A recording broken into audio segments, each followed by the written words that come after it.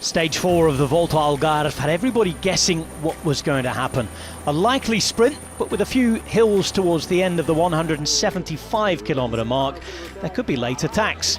Primož Roglic, as ever, was a popular figure at the start, the 2017 winner, having seen his teammate win the sprint on day 3.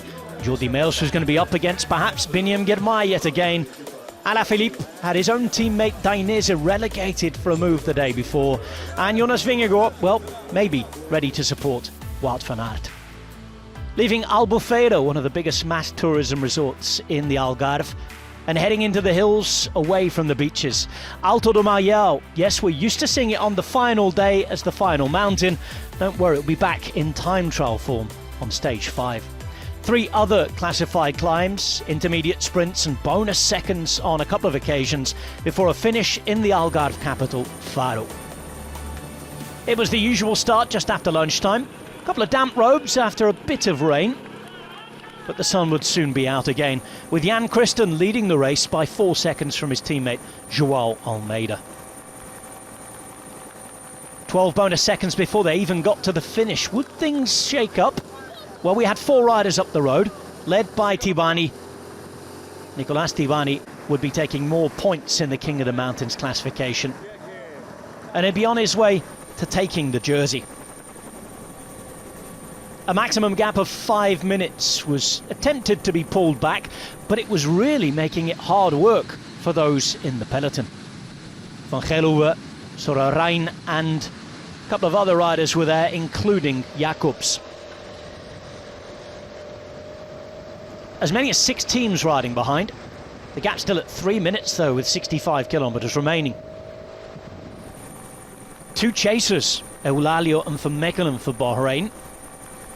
When they went off, it left us all wondering if there was going to be an attack, but they would get stuck in the middle and eventually be retaken. Yet more King of the Mountains points in the meantime for Tibani. Inside the final 30 kilometres, things would start to change.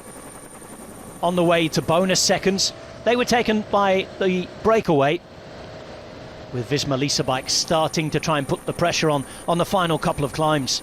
There were a few little splits, and the breakaway would be caught with just under 18 kilometres to go. That meant a bunch sprint of sorts, a slightly smaller bunch, but big enough with all the main sprint names present.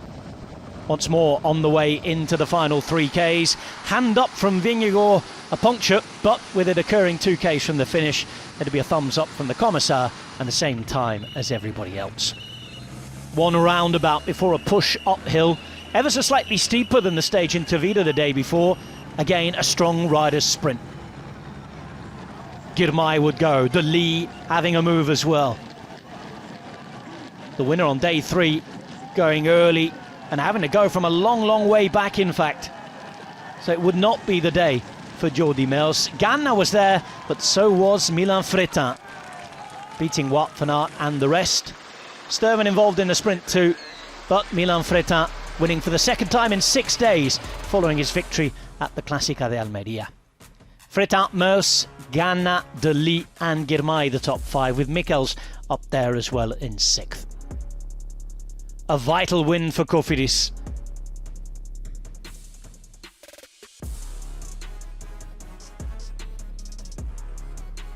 Fretin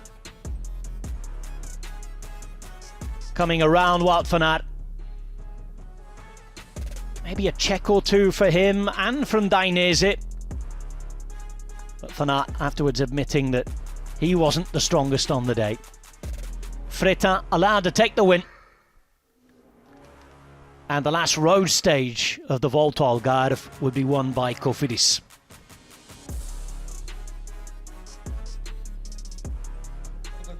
So as he received his prize on the podium, there will be no big changes in the overall general classification. And that'll be played out on the final day in the time trial. 4 seconds between 2 teammates, Christen and home rider Almeida. Then De Plus at 7, Morgado up there as well. The yellow jersey for now on the back of 20-year-old Jan Christen. Can he take his first ever stage race win? You'll have to watch on Eurosport and Discovery Plus if you'd like to find out.